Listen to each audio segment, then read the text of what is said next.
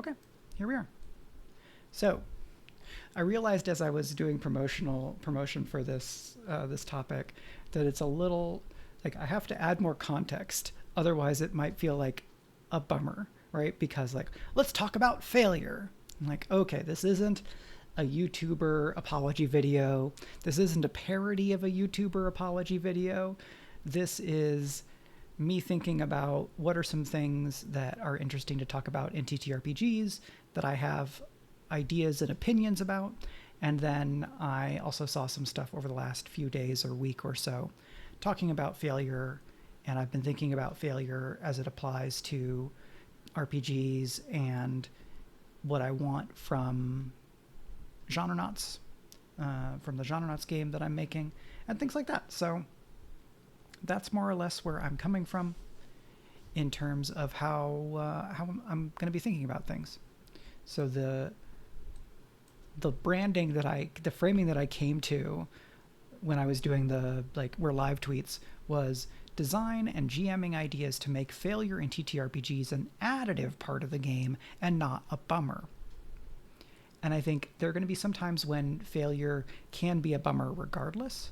But what I want to do is talk about the ways that we can minimize the chances of that being the case. I'm just going to move some things. I don't know why my chat is a little bit getting overlapped here. And honestly, I can just cut this part out. So let's recenter ourselves. Great. So RPGs. People play them for a lot of different reasons. You might play them because you like hanging out with people, and this is the thing that you do together. You might do them because you like telling stories. You might do them because the math rocks go clicky-clack, and that is very fun. You might like winning. You might like having a cool build that you make. You might like getting to fight people and like do things that you wouldn't do in your normal life, like be a criminal or, things like that. There's a bunch of different reasons to play RPGs. But for a lot of those like player aesthetic or social agendas, you want to succeed at doing the thing that your character is trying to doing, at least a fair amount of time. What a good percentage of failures to successes is, I leave to other people to talk about in terms of like, yes, we'll find the Platonic ideal of success ratio in TTRPGs. Like, we want everyone, you want to average out to a 68% chance of success. That's not me. What I am going to talk about is some experiences that I've had where failing really feels bad. And I'm going to try to unpack some of that as much as I can. And then think about it from the perspective of game design and GMing, and then maybe some also from playing. And see what games have already done stuff about this, what game design and play philosophy might be able to give us and help us with in terms of thinking about and dealing with failure in a way that is, has a more positive framing or has a more kind of game positive framing. Like, okay, maybe I still don't like failing, but I see the role that it has in the game, or I see the role that it has in this type of storytelling, or things like that. And doing what we can to make failure not feel as bad when it shows up, if you don't like failure feeling bad, right? Because some people enjoy like, the heartbreak of a critical failure. Those folks are not so much the ones that I worry about. I have been that person sometimes too, right? You make a roll, it comes up really bad, and it's like, But that is a fine impulse. What I don't like for myself and for my players is, cool, I failed again. I'm done. Like that, all the air, all the oxygen goes out of that person, right? They deflate in a way that is not engaging more with the game, but is like despair or disengagement from the game, right? If you go, no, that's very different from, all right, it's your turn, right? If the player is disengaging because failure is weighing on them, then that's probably not great for anybody, right? The player is not having a great time. The other players might not be having a great time because it can feel bad to see a friend feeling bad. And it can be bad for the GM because if that player is disengaging, then they're not kind of participating in the process that makes the story go. And they may be making it less fun for other people because of how they're responding to that. There's actually absolutely been game sessions where I'm rolling so bad that I am disengaging from the game. And sometimes that's on me, and sometimes I think the game is doing a bad job. But there's different parts and things to unpack within that, right? So a lot of the ttrpging that I'm doing right now is playing D&D 5e because it's a very popular game, and there were some modules that I was interested in trying out, and the availability. It's much easier to find people playing 5e than basically anything else, even though I have groups where we focus on playing games outside of like the 5e ecosystem. What I have found is that for my own personal taste, 5e can have a tendency to make failure feel bad. And there's a few ways that that can happen. If your character in the fiction and according to the mechanics should be really good at a thing, but then you repeatedly and continually fail, for me, that makes me feel like my character is actually not good at that thing. The dice are telling me, actually, you're not good at this. And that's ludonarrative dissonance, as we talk about in the industry, which is where the game part, where the dice say, and what the narrative, what the kind of reality of the story is supposed to suggest, when those are not aligned, when they are in fact dissonant, right? If I have a character who is regarded as like the most dangerous, competent fighter in this overall troop, in like a West Marches kind of game, that I have a character who is regarded as that in that way, and then I can't roll anything above a 5 in a fight scene, and I miss all the time, and then I get bad damage rolls, and like other things go wrong for me. There's a few ways of responding to that without changing like the fundamental rules of 5e. Because there's one of the other things you can do is you can just say, how about no? Reroll, let's throw that out. I'm going to give you a bonus. What if we take control away from the dice right now? Because sometimes that's a thing that is going to feel good for everybody at the table. So one thing that you can do as the GM, and so we're going to talk at the GM level and then at the game design level. So at the GM level, if you have somebody who is like repeatedly failing and you see that the light is kind of going out of their eyes or that they're getting deflated, there's a few different things you can do. One is that mechanical change where you can say, go ahead and re-roll that, or you should have had advantage on that. The other thing you can do is you can contextualize what failure means, right? In a combat scene, if I have an enemy that has an AC of 16 because I'm playing 5e, and I have a +8 to my attack, and I roll a 4 + 8 is 12, I miss. If this is meant to be a challenging foe, and I as the GM say, okay, well on a 12 you don't hit, and so you're fighting against this enemy and you swing your sword and you just whiff. Well, that feels bad, right? Like, why did you whiff? Oh, you're bad at swords. Well, my +8 says I'm not bad at swords. Why am I bad right now? Which gets to a fundamental like division or question in terms of talking about failure. Did you fail or did you not succeed? And are you going to get failure or are you going to get a consequence? So here's a few different scenarios. I've got my fighty person, I've got a sword and shield, and I'm fighting against like a skeleton knight. And the skeleton knight is like bones, but then has cool armor and like a hat with pointy pointies on it, and the skeleton knight also has a shortened shield, and so we're going back and forth, back and forth. And I know that this skeleton knight has a 16 AC, and I have a +8 to hit. I roll a 4, I get a total of 12. The GM then says, you and the skeleton knight are trading blows, trying to read each other's styles. You ward off several strikes with your shield. You feint low and then swing high, but the skeleton knight reads your feint, and so like ducks with your blow deflecting off the shield. But now you know how long it takes them to respond to a feint, right? I did a couple things there. Several things, really.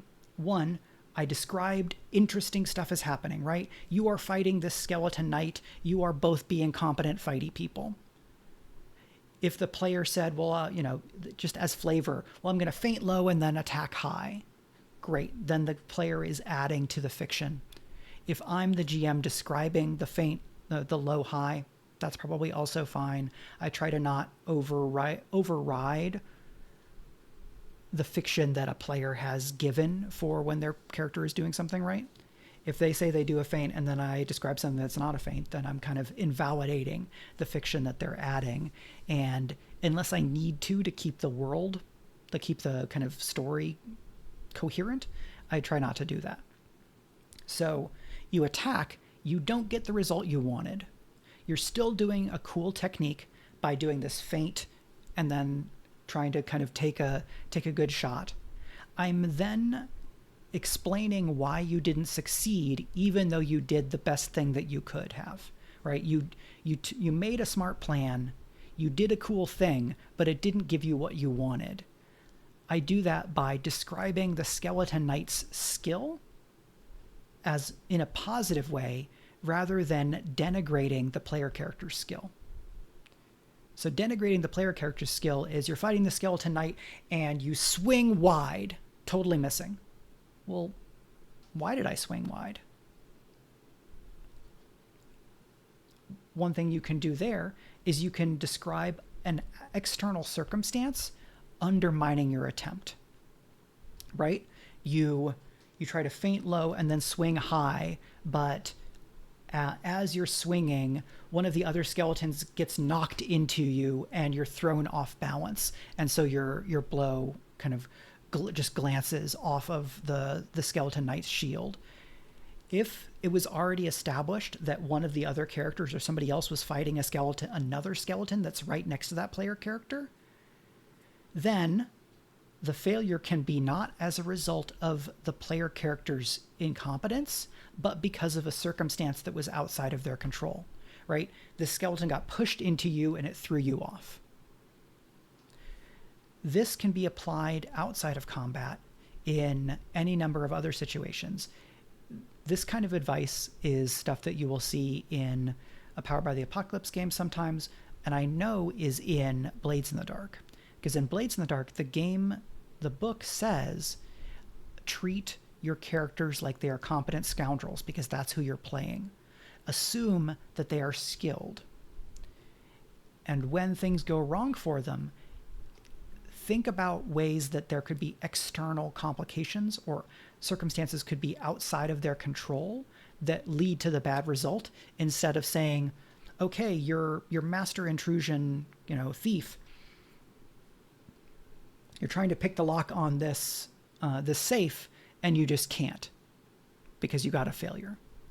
You might say you're picking the lock and then one of the guards walks in on you who you thought had already been knocked out, or a guard that you hadn't seen before. Oh, okay, you didn't get through it in time, and now here's a complication that's going to make it harder. Not, you are bad at lockpicking, the thing you tried to do doesn't happen. It is, because the dice say you didn't succeed here, I'm going to describe a bit of fiction that is, you didn't succeed here. It's sort of saying you failed. You failed to complete your objective, but it's not, you are a failure, or you failed at trying to do this thing because you're bad at it. Now, there may be some games when the characters are meant to be bad at stuff. And the advice to players and GMs is to embrace failure, to like make fun of your characters as being a bunch of weirdos and losers. Like from the game design level, there's any number of choices, right? This, I think, is part of why a lot of Dungeons & Dragons 5th edition actual plays are comedies. Because the dice are more powerful than your characters for a number of levels, right? The range of results on the dice goes from 1 to 20, and there's a 5% kind of flat curve chance, right? I'm just as likely to roll a 2 as I am a 19. If my character gets a +5, what the die says is way more important than what my character can do in a lot of situations. And even as you get higher in bonuses, the die still has a big impact on what is going to happen. Trifty Mats in the chat talks about failing forward. So for me, failing forward would be something like that description of the thief being caught by a guard, right? You're working on the safe, but before you can, get the last pin, or before you're really even being able to get started, this guard walks in. And so now you have a more pressing problem. Trivity Matt says, I do appreciate the distinction between the role failing and the character being a failure. Yeah, I think that's probably the takeaway from today's stream is unless your game, unless your game on a design level or on a table culture level is one where everybody is excited to have the characters be failures, it may be useful to think about distinguishing from a role where the character fails to get what they want and a role where the character is a failure. If you're playing Blades in the Dark, I generally don't want the characters to be failures. In a game that I ran for quite some time, the dice not being in a player's favor led to like a running gag that character's nemesis is paperwork. And that whenever she was doing like intrusion to try to like steal paperwork, the dice would go against that player. And so the player, leaned into this thing to contextualize why it was that this expert thief was always getting stymied by paperwork. I will also note that expert thief was very successful at all the thiefy things that she tried to do almost every other time, because she was very good at it. And I validated that character's skill whenever I could. And the roles that I called for were, you want to do a thiefy thing, there is immediate danger and uncertainty, right? This is either something that is tricky enough that I don't know for sure that your character will succeed without consequence, and or you're trying to do something daring while other stuff is going on, or when there are immediate obvious consequences that could come about, right? There are guards outside and you're trying to break into this office before anybody could let you know. Trophy Mats brings a great example. An example of being excited by failure would be like a Call of Cthulhu game where the character wants to fail their sanity roll, which she saw last week. Yeah, and because there can be times when you, the player, are driving a character toward failure, where you're expecting or wanting failure, and then sometimes you fail to get the failure you wanted because the dice actually say the character succeeds. But sometimes you can have like a disastrous success. Apocalypse Keys by Ray Najati has a whole category that is disastrous success or catastrophic success, because it's a game about being monsters. It's a game about like being perceived as too much, too big, too powerful, too queer, too other. And so the theme of the game gets expressed by this idea of disastrous success. It is excessive success. And so if that's what your game is pointing toward, that's great. This comes back to the question of, what are you trying to do in your game, and what kind of fun are people trying to have?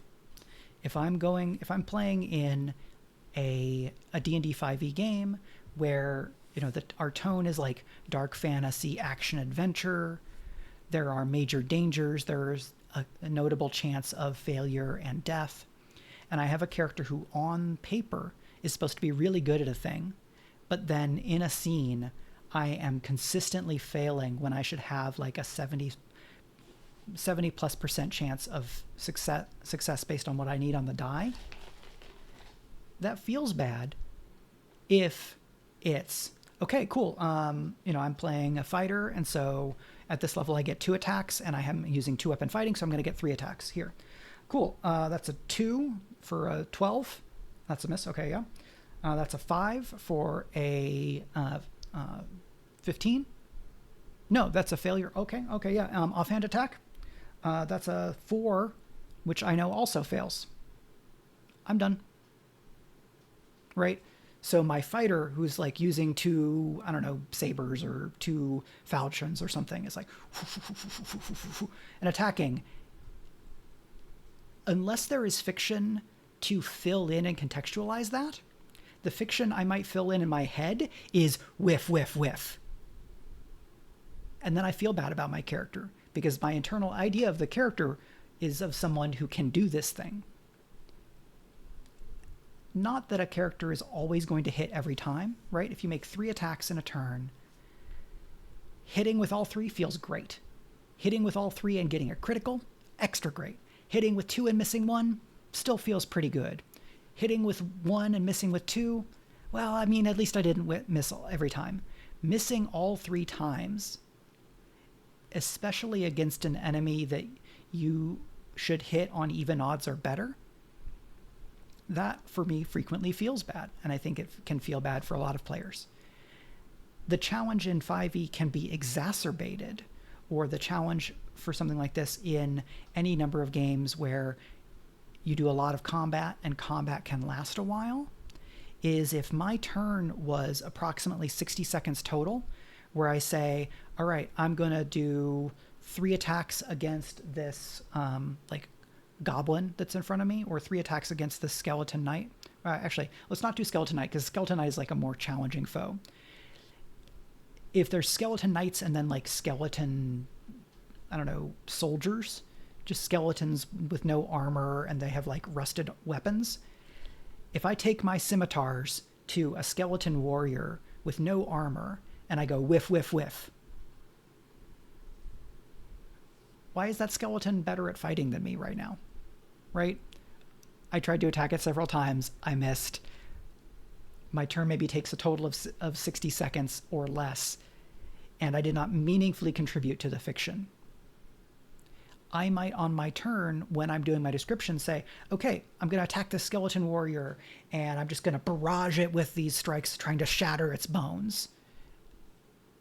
Okay, I added a little bit of flavor there with my fiction, and then I roll, and I fail a bunch. If the GM wants to make that sting feel less bad, like try to take the pain out of it, they might give some explanation for why it is that those attacks miss. Is this skeleton warrior surprisingly skilled, revealing themselves to be a skeleton knight who just doesn't have armor? Did I miss because of some other external circumstance, like getting knocked into by somebody? Do I miss because the skeleton warrior turns out to actually be good at blocking swords, but then when somebody comes along with a club, that's not as good there?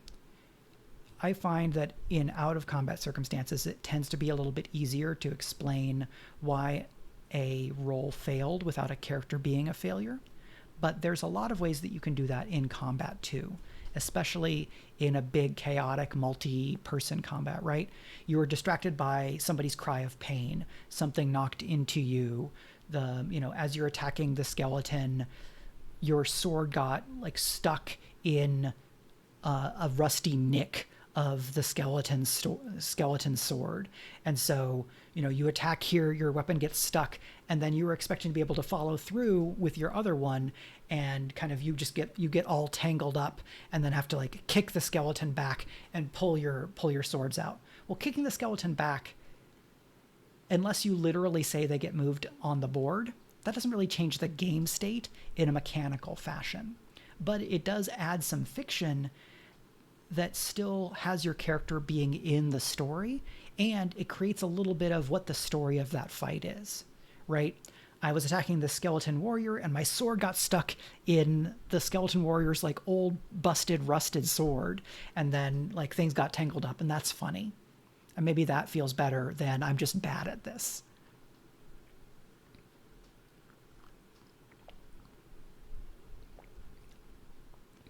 And again, if the character that you're trying to go up against in like a combat, or that you're negotiating with or trying to lie to, if you have an especially competent opponent, you can make the roll's failure be about the competent opponent more than the character's failure.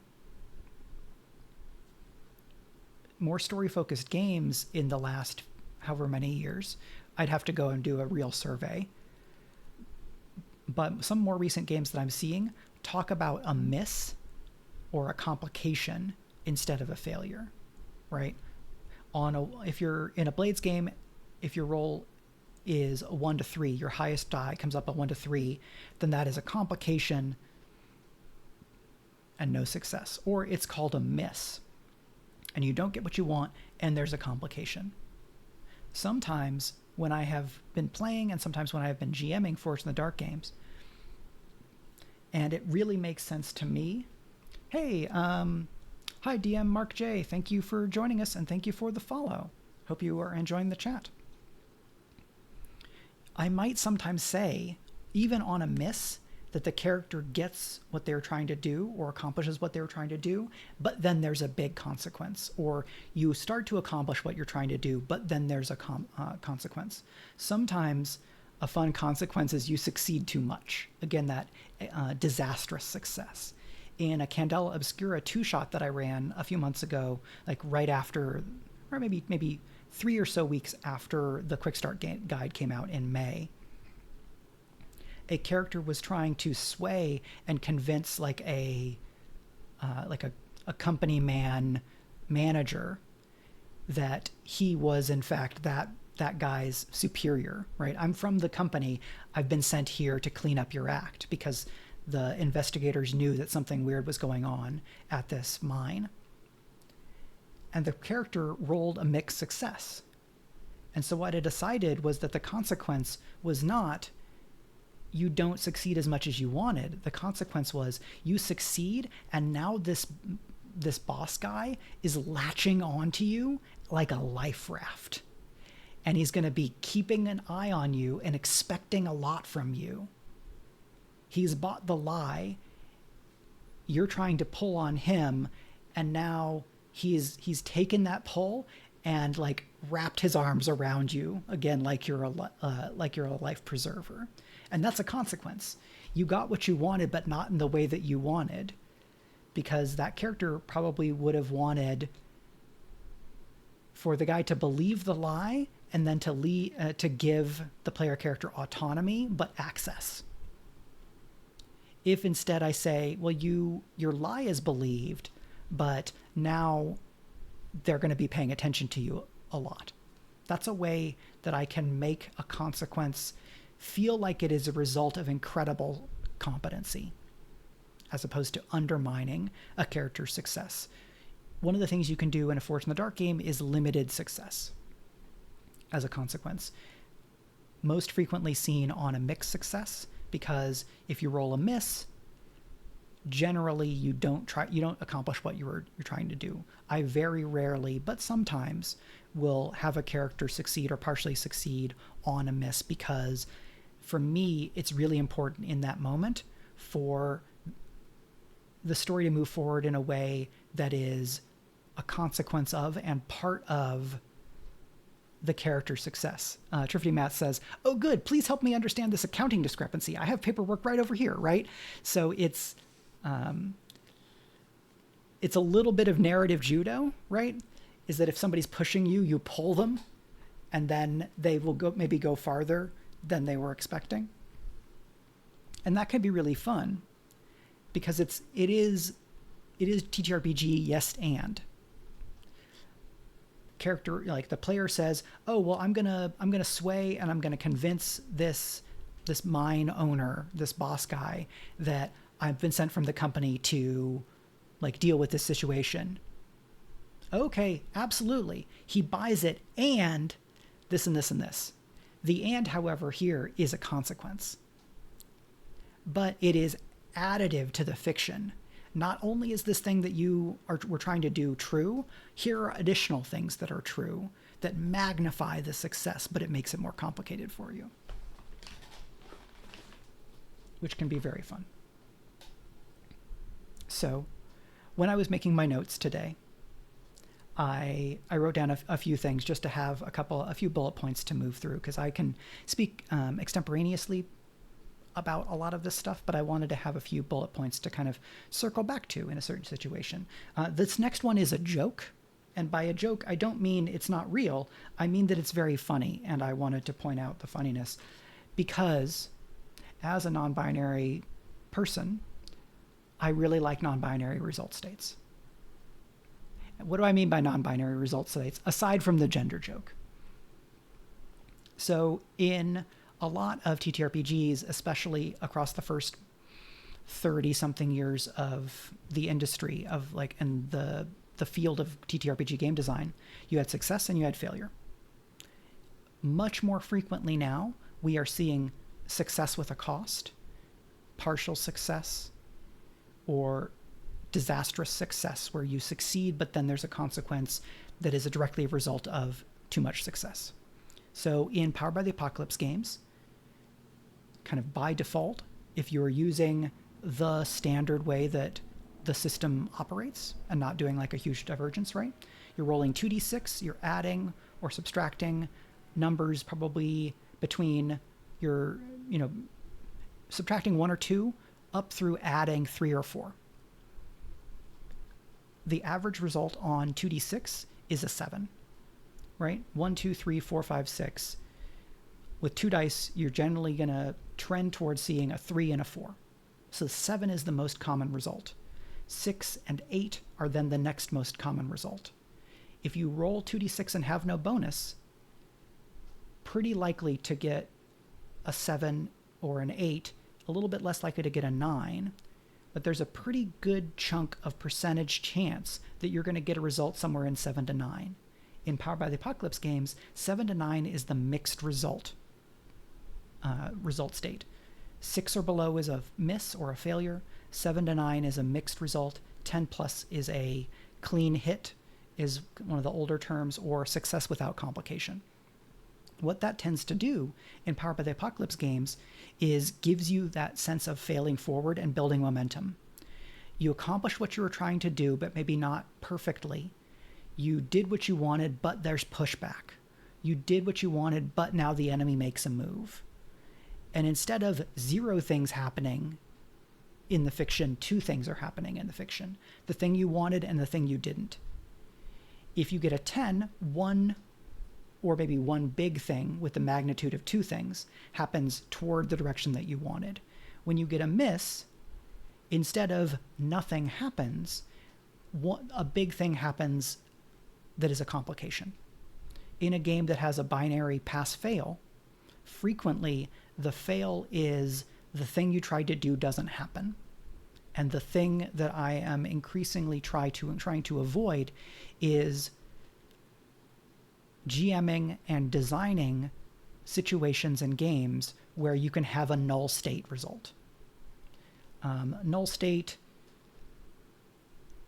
is referenced in I think an MCDM designing the game video from a little while ago, MCDM being the company that Matt Colville founded, Matt Colville being the YouTube creator of Running the Game, which is a very popular series, especially among people getting into DMing Dungeons & Dragons 5th edition. And so Matt has a video that also talks about some of these elements, and that's one of the bits of inspiration that I'm drawing on here. If we go back to our combat example, where I have my scimitars and I roll 3 failures, unless the GM describes those failures happening in a way that is memorable or interesting from the perspective of the fiction that we retroactively kind of create, the story we tell ourselves once the game has happened, as the game is happening. If I miss 3 times, nothing happened. the world state did not change in any meaningful way. I didn't do damage, I didn't take damage, I didn't gain an advantage, I didn't suffer a disadvantage. My turn passed without anything happening.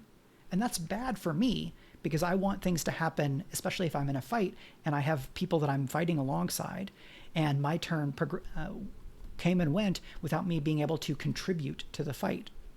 If that turn is then not also contributing to the fiction, contributing to the storytelling in a meaningful way, that can be a bummer. And that is magnified by time.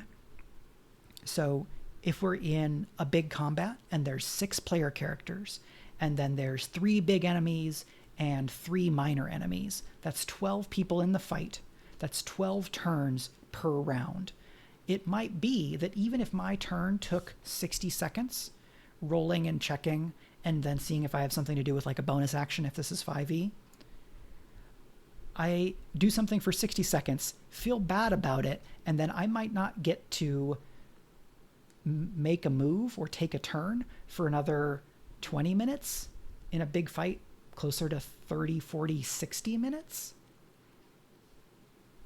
And then what if it comes back to my turn and I miss again? So across 6 rolls, I miss a bunch. Well, that's statistically unlikely. Well, what if we're lower level and I get 2 attacks per turn? And I roll bad on both of them. I don't have any advantage on anything. Null state, 30 minutes pass, null state again. 60 minutes go without me feeling like I'm in the story or contributing to the story. Now, there's ways to address that by adding fiction, by including your character in descriptions and prompts for other characters. You know, you have the opportunity for reactions or attacks of opportunities and things like that. There's a lot of things that you can do, but the underlying problem is the character feeling like a failure to the player, or the player feeling like they're not really in the game. I might as well not be here is a bad thing for a player to feel for their character in this situation. There may be people who disagree, but for me, and across a lot of experience, I might as well not even be here is something that you say when you're feeling bad about your RPG combat experience.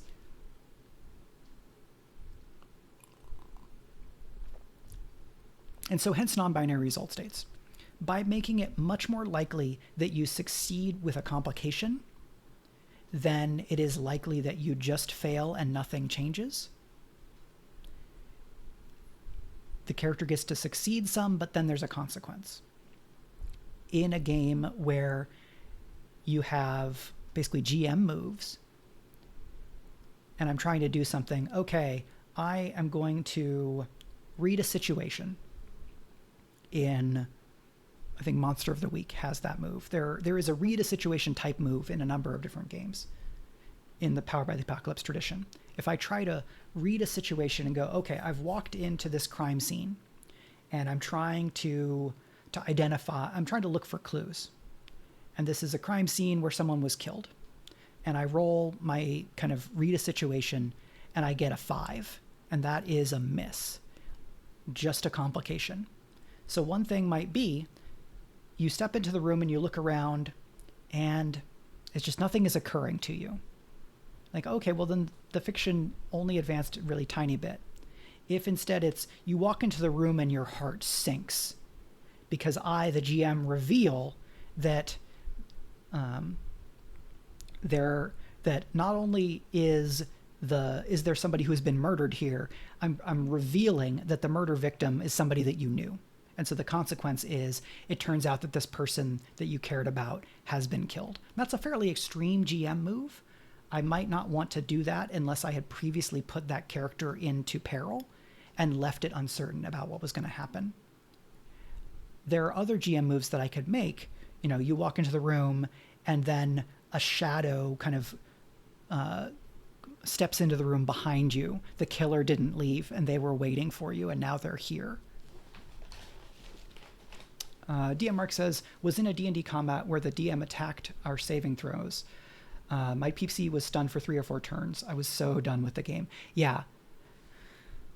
I get why there are status conditions in games like 5e and Pathfinder and things like that, but when the result of a status condition is you don't even get to go, I get really worried, because I know that that feels bad when it's for me, and the things that can make that feel less bad that I've seen in things like actual play is, okay, well, you're stunned because somebody has cast like hold person on you, but when it comes to your turn, you don't get to act in the physical world.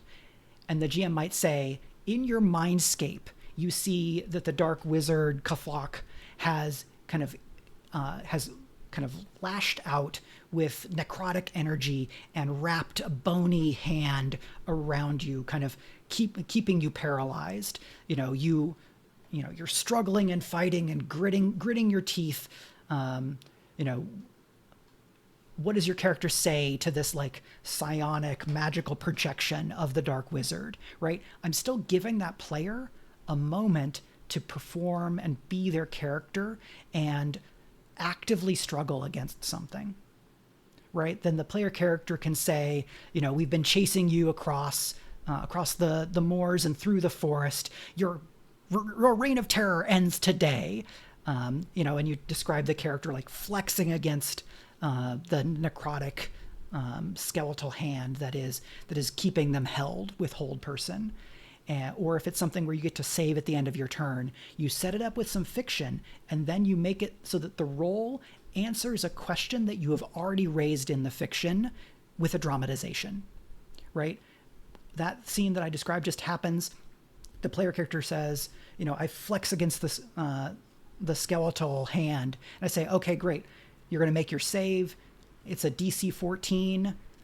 You've got a +6. Okay, you need an 8 or higher. And so all of us are now looking at that die to see whether the die comes up 8 or higher, so that we know what the answer to that fictional question is. And if you succeed, we've had this moment where you're confronting the wizard and you're being held. You didn't get to do your turn with normal actions, but you still got a turn narratively and dramatically.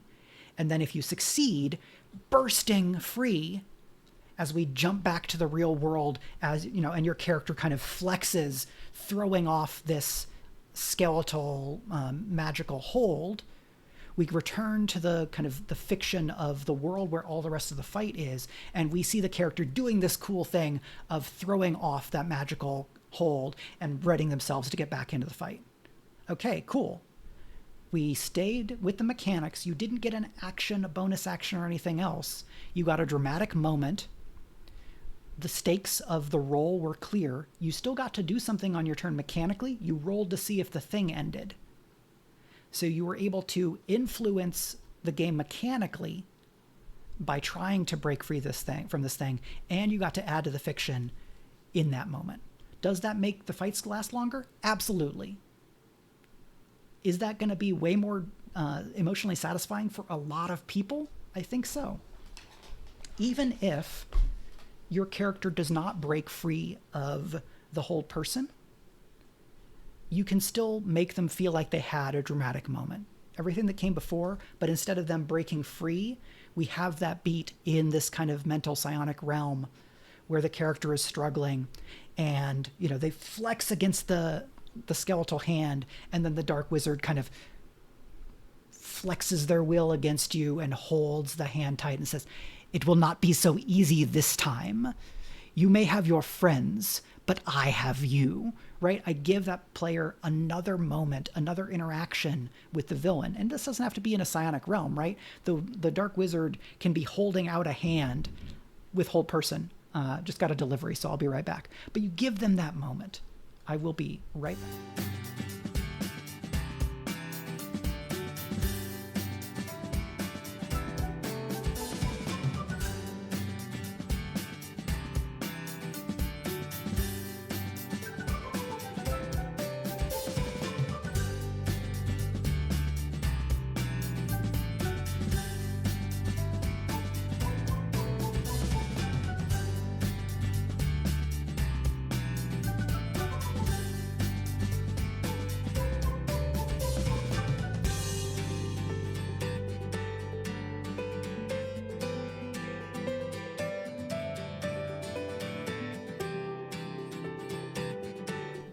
Okay, I'm back. Just had a delivery, and in our neighborhood, we have had some challenges where people help themselves to things delivered to other people. Excuse me. So yeah, even on a mechanical failure, you failed to break free of that status effect. You still got a dramatic moment. You still got to struggle against this thing that was bad, as opposed to, well, on your turn, you're stunned. So, Tony, you're next. In lots of stories, there are moments where a character is stunned or isolated or something, but there's a few differences. If you are out of a fight for a moment, but it's only going to be 5 minutes before you get to act again, maybe it doesn't feel as bad to just have to skip your turn. If it's going to be 30 minutes, that's maybe going to feel worse. I would rather wait 40 minutes for my next turn, but have had a dramatic moment, than only having to wait 30, like, there's some percentage of extra time I'm willing to wait if I feel like there's still an emotional moment for my turn, even if I don't get to make attacks or take actions, reactions, or whatever. Give them a bit of narrative spotlight for that moment. If you can figure out how to give them some agency or give them a bit of dialogue or some kind of interaction, then even a failure is still a chance for that player and that character to get to do something, to get to be a part of the scene, and things like that. In the MCDM book Flee Mortals, which is like a big monster book that came out recently, and I think the hardcovers are coming soon, because I ordered it.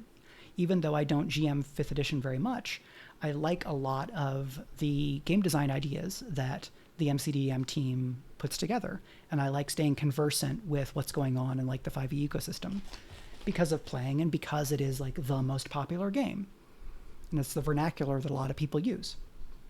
In Flee Mortals, they introduce the dazed condition, and the dazed condition is pretty much the same as if you get hit by Tasha's mind whip.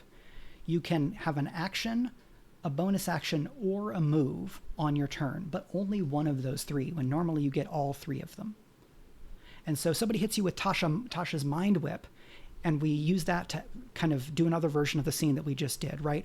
The Dark Wizard lashes out with psionic energy and wraps his will around you. On your turn, you know that you can really only do one thing. What are you going to try to do? And, maybe you have your like fighter barbarian character, and you say, well, like, he's the Dark Wizard's all the way over there, and I can't get to them. And so I step forward, one pained, labored step at a time, and I cross the battlefield until I'm staring the Dark Wizard right in the eyes. I'm going to move right up on him. You still got to do a thing, even if that thing was just moving. You get to dramatize it. If you're the GM and you see what someone is trying to go to, you can yes and it. You can build on it. You can say, okay, you did your move. That's the thing that you can do. Are you doing anything else? And they say, like, here's what I say to the Dark Wizard. You go, great. And then when you move to the next player's turn, you might say, Tony, you see Duran, the barbarian, stagger forward, even though he's in intense psychic pain, thick boots clomping across the floor until he's facing the Dark Wizard, until he's face to face with the Dark Wizard, and you realize that now is your moment to act. You're surrounded by 3 skeletons. What do you do, right? You tie what just happened to what's happening. You give a little bit of narrative weight, even to a character not being able to do a whole lot. If instead they're just stunned and you don't give them any fiction, any spotlight, then that whole turn was, Duran, you're stunned. Okay, Tony? I'm not really in the game. I'm not getting to contribute in any way here. So the paralyzed condition, the stunned condition, the incapacitated condition, a lot of the conditions that show up in 5e amount to you don't get to play the game. in small ways or in big ways, right? The dazed condition says you don't get to play the game as much, but you still get to do a thing. And then some of the conditions are just, you're going to be at a massive penalty. I had a fight in the Blessed Marches game that I'm in where I play like a psionic warrior. We're using the monk class, but it's all flavored psionics because my character is from Dark Sun. My character gets blinded early in the fight, but my character is like the main frontline fighter in this group. And so nobody had a way to instantly unblind me, and the blindness was not something where I got to save against it every turn.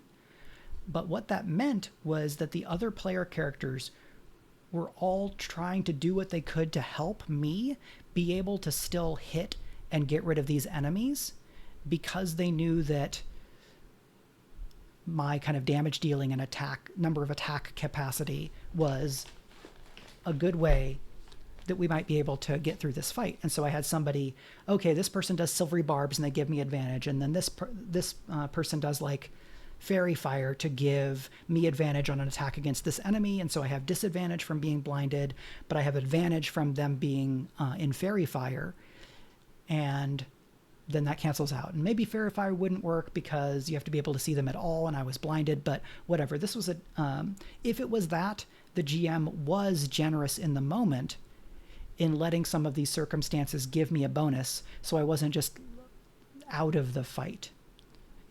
If you have the blinded condition, you have disadvantage on your attack rolls. My character is still a very good fighter. I still landed a lot of attacks even while blinded. And so as that was happening, I described my character having had to fight in pitch blackness. My character having fought without being able to see enemies before. My character relying on other senses, the sense of touch, feeling kind of the flow of the wind as the shadows move, my sense of hearing when one of them like makes a sound lashing out at an enemy. I think about the fiction, I think about the mechanics, and I describe in a way that adds to the fiction and contextualizes what's happening mechanically, that enriches the story, success or failure.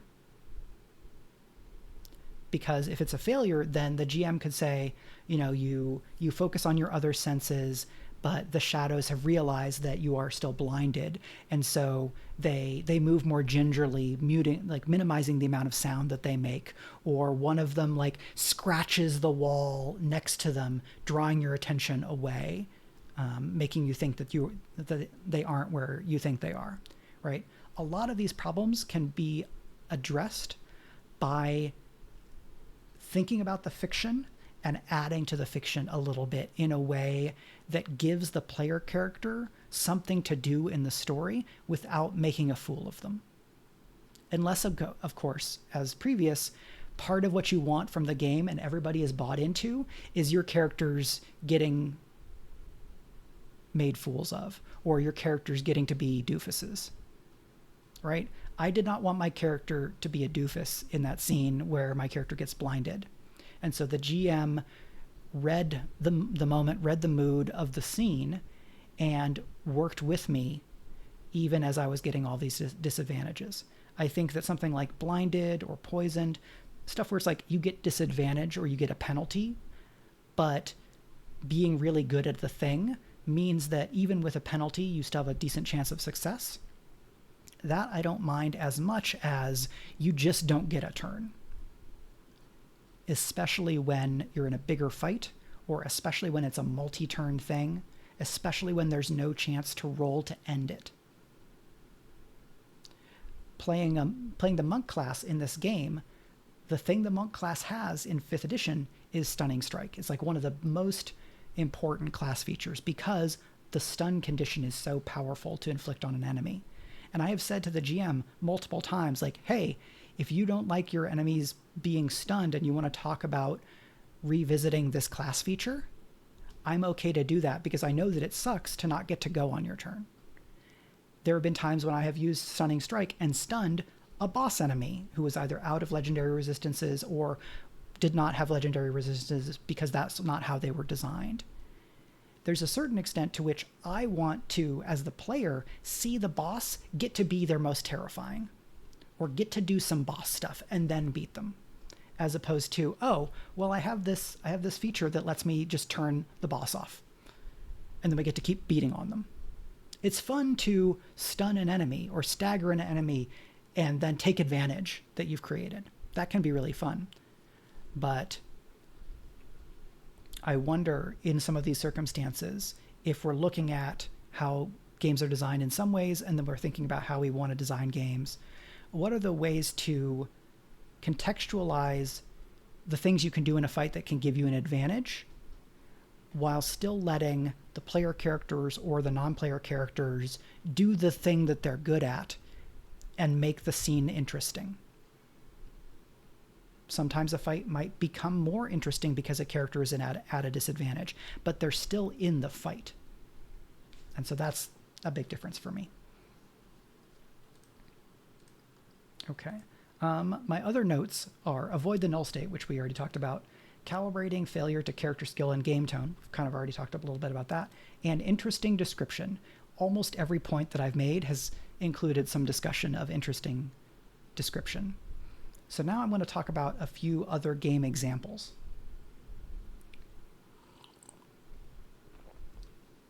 So I'm playing in an Apocalypse Keys game. And like I said earlier, in Apocalypse Keys, the Powered by the Apocalypse stuff works a little bit different.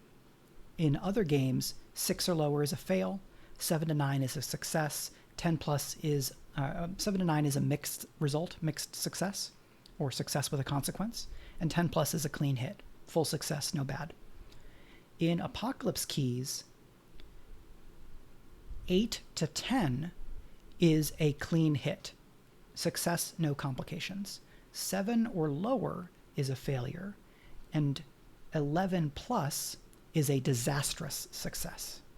So instead of 7 plus being some kind of success, it's 8 plus. But instead of the mixed result being in the middle, the mixed result is at the top. That means that in the game, in the math of the game, you're kind of looking to hit a sweet spot. The numbers that you add when you're making a roll in Apocalypse Keys is from darkness tokens. Darkness tokens are a thing that your characters accumulate based on certain prompts, based on their playbook. And so I'm playing the last. The last gains darkness tokens whenever they feel like sad or alone. And so I might gain darkness tokens from feeling sad and alone, and then I spend those darkness tokens on a roll. If I have a bunch of darkness tokens and I spend 3 on a roll, and then I got a 9 already, that's 9 plus 3 is 12. I actually didn't need to go that hard at it, but I didn't know ahead of time that plus 3 would take me over the edge. So there's a little bit of figuring out how much risk you want to take, because if you have plus 3, you're much more likely to get some kind of success. But the more you add to the roll, the greater your chances of a disastrous success, where you get part of what you wanted, or you succeed, but then there's a consequence that is related to excess, too monstrous, too much, too something. That change in the mechanics helps facilitate the theme of the game, which is about being monsters, about being othered, about feeling like you're struggling to maintain control. And so for that, the player is always making that calculation of, where do I want to accept risk? Do I want to accept risk that I might just outright fail?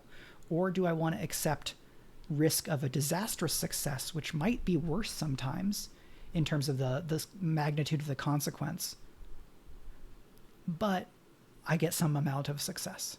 And because it's a Powered by the Apocalypse games, a game for a lot of these different rules, a lot of these different moves that you're making, there's like a write-up for each section, like on a miss, this type of thing, on a clean hit, this type of thing, on a disastrous success, this kind of thing. So it gives you guidance. Not the cantrip. In something like the Gen Con build of Daggerheart that was kind of showcased by Darrington Press, and based on how designer Spencer Stark has talked about it in interviews after, just looking at that kind of stuff, The 2d12 hope and fear die thing gives the GM different ways of making things complicated, right? Because you can succeed with fear, and that's like a mixed success. You get what you wanted, but then there's a downside. You can fail with hope. I'm not sure how much that lines up with other mixed successes, because I just haven't gotten a clear sense of whether failure with hope is you mostly describe a consequence, but then you gain a hope point, or you mostly describe a consequence, but then you include something that explains why you would get a hope point, and then you get the hope point. Or do you describe a consequence and a notable fictional upside, and then as a result of that upside, you gain a hope point? Or is it mutually exclusive? Can you get a hope point or an upside? I don't know. Game is still in design. But one of the other things that Daggerheart does is it has not just a 3-step result schema where you can have fail, mixed success, or success. There's actually 5 options in Daggerheart according to the Gen Con build. You can fail with fear, which is the worst result. You can fail with hope. You can succeed with fear. You can succeed with hope, or you can get a critical, and a critical is always a critical success. So that's 2 negative results, right? Where you get a complication because of failure. You didn't get what you wanted, even if you the character is not a failure. There's one more result where there is a complication, success with fear. So 3 of the 5 results have some kind of downside or some kind of negative beat. And sometimes that negative beat is just the GM making a move. It's not necessarily you fail and should feel bad. Then you have success with hope, where it's a yes and success. And then you have the critical success, which is even greater in magnitude in some way, shape, or form. I've seen some complaints saying, well, you're going to fail at least 50% of the time.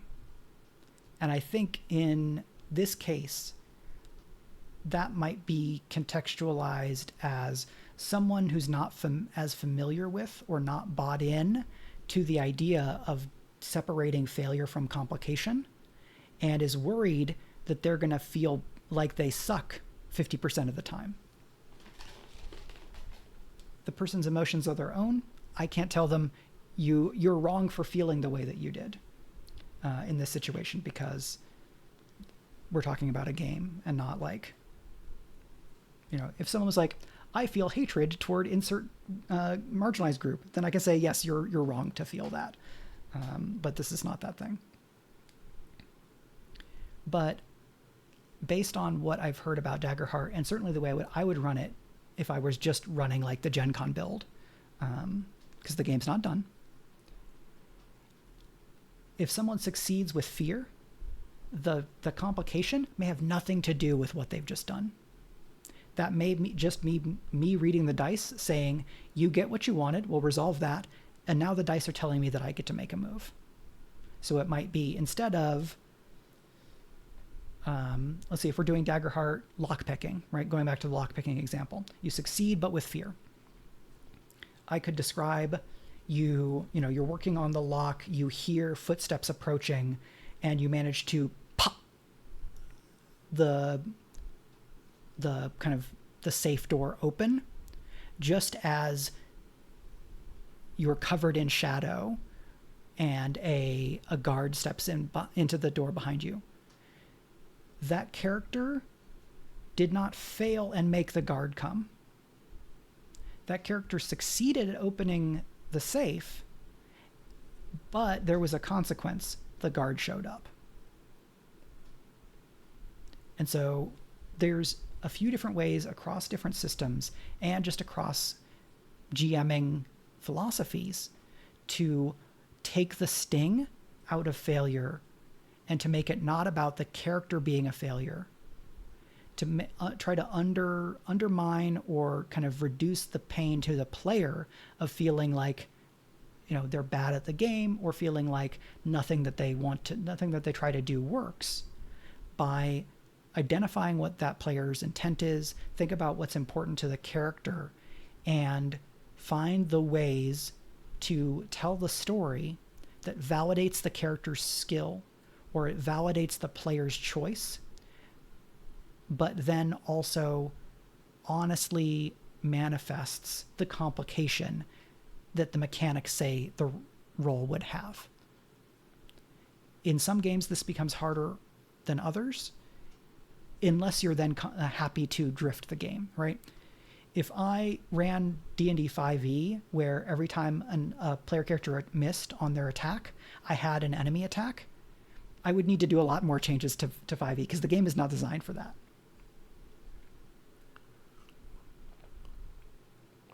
But instead, I can go to all these other ideas and all these other tools that I have, right?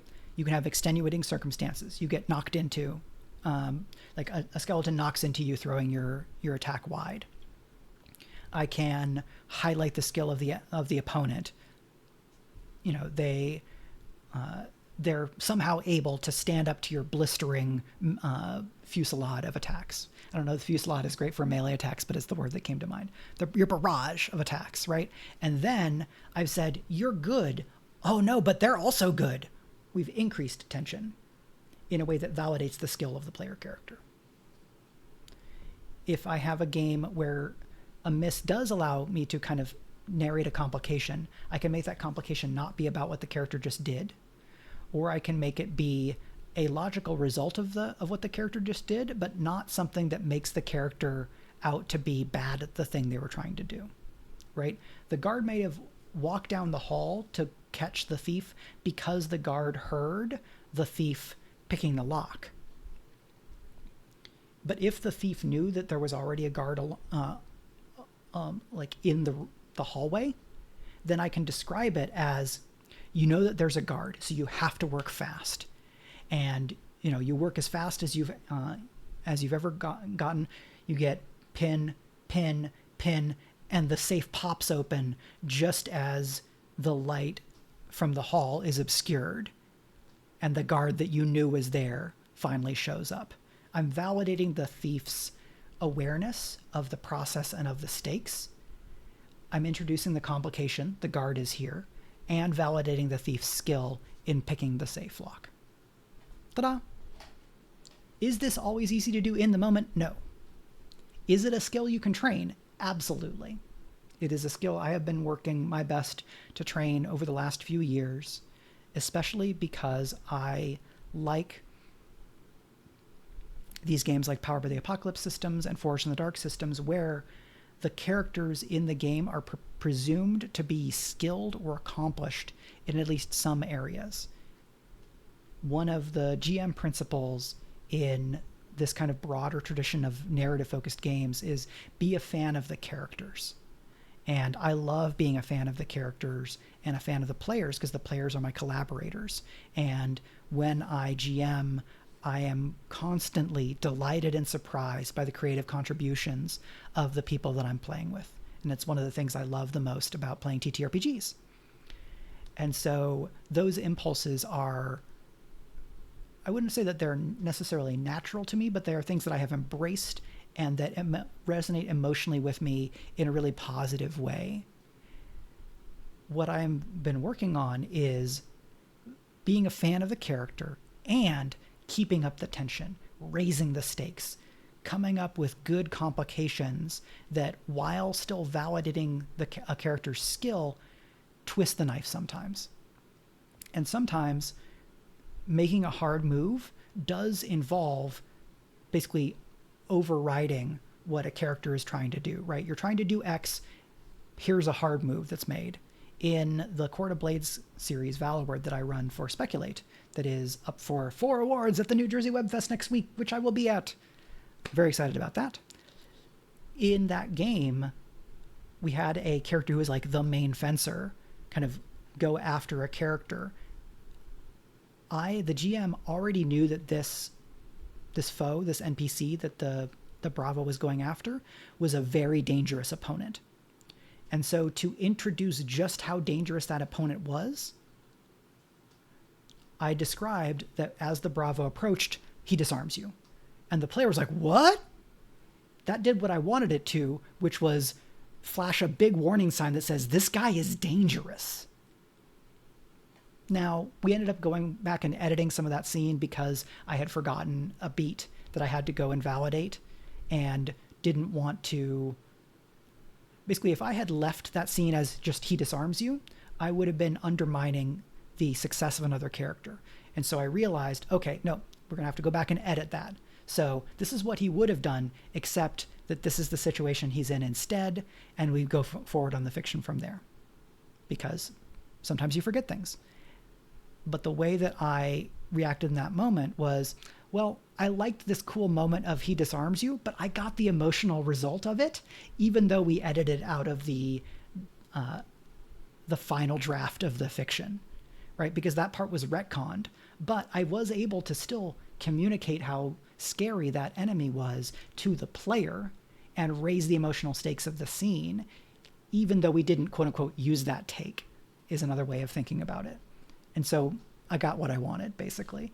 And I was able to go back and validate the action of another player character and not make them feel like what they had done was useless. And so that all worked out really nicely. Again, this is a skill. This is something that we can practice. I'm hoping that as games like Candela Obscura and Daggerheart from Darrington, where a lot of the audience for Darrington Press games are people who are familiar with Critical Role, who are familiar mostly with Dungeons & Dragons 5th edition, played in a particular style. That is the style of Matthew Mercer, who is the GM at Critical Role. And Matt and the Critical Role team have made space for a lot of other people. Well, have made space for other people to GM Critical Role stuff, and then more space across their history for like GM, other people GMing one-shots and things like that. But like their main focus has been this one type of game with mostly one GM style. And now they are developing and putting out these games that to me feel like they are leaning much more toward like narrative game, fiction first, more rules light, but not necessarily all the way to rules light in the vein of something like Lasers and Feelings. And maybe not even as rules light as like Powered by the Apocalypse, right? Candela Obscura to me is a little bit less complicated than Blades in the Dark, but not a ton. There's some other like philosophical tweaks in terms of like who gets to decide what action to use and things like that. And those are understandable based on what I think they're trying to do and what they've talked about kind of the games are trying to do. But Critical Role has such a big audience that showing other GMs with other styles, trying other games that have different kind of philosophical game design aesthetics, that is broadening the palette of this big audience, many of whom, probably most of whom, are really mostly familiar with 5e. And that's really encouraging to me. Watching the second chapter, the first episode of the second chapter of Candela Obscura, it was like me hooting and hollering and all of these like Powered by the Apocalypse, Forge in the Dark type GM moves of like, here's a hard choice. Why don't you describe how that works? One of you is chasing this guy. Which one is it? Like, I have talked about this in glowing terms before because it was very exciting and a positive experience for me. So that's another place to look for kind of differentiating between failure. You are a failure player character and you failed to get what you wanted, or you failed what you get to get what you wanted, and there's some other consequence because of the way of using like hard moves and GM moves and things like that. So I think I'm going to stop there unless anybody has any questions based on stuff that we've talked about or anything related to like failure in games or game design or things about like GMing.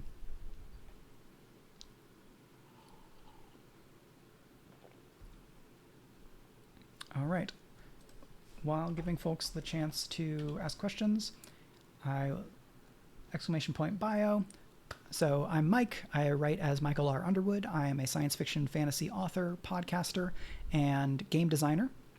I worked in publishing, traditional publishing, for about 10 years. I have a variety of books out. Truffy Mets, your comments were absolutely constructive. Not distracting whatsoever. Just when there are comments, I have to think where to weave them in. And that is something that I'm still working on as a streamer. So that none of that is on you. Your comments were great. Thank you very much for your contributions. It's about me and me developing the streamer skill of being able to read while talking and then weave a comment in. So that is that. If the things I said about Valward and that, like, fencing and the very dangerous person and the disarm and things like that, if any of that was interesting to you, you can watch Valward at this YouTube playlist that is linked here. And you can watch new episodes over at my friend Greg's channel at twitch.tv/ArvinEleron. He does a bunch of other stuff as well. He runs other actual plays and plays video games and things like that. He has like fighting fantasy books and other very fun things. Good variety streamer.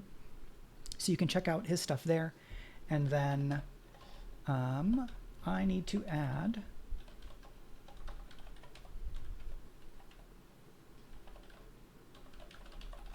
So this should be my YouTube channel. Is that actually going to bring out the right thing? Yes. So you can find this video after about 24 hours over on my YouTube, as well as other videos about game design and ttrpgs. I've done some like read-throughs of like quick starts and other things like that.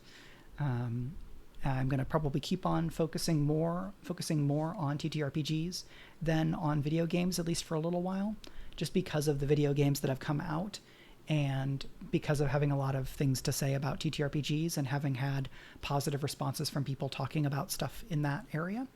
So if you want to see and hear more of me talking about role-playing games, then please let me know, whether that's in the chat here or on Twitter at Mike R. Underwood or on Blue Sky at the same handle, Mike R. Underwood. And then Speculate, the show that Valorword is for. You can find that over at speculatesf.com and support that show at patreon.com/speculate. That is all of my stage business. So I'm very glad that you enjoyed the discussion. Thank you, Triffid. So that's going to be that. I'm going to find my ending card and I will say thank you all. I will see you next time. Bye.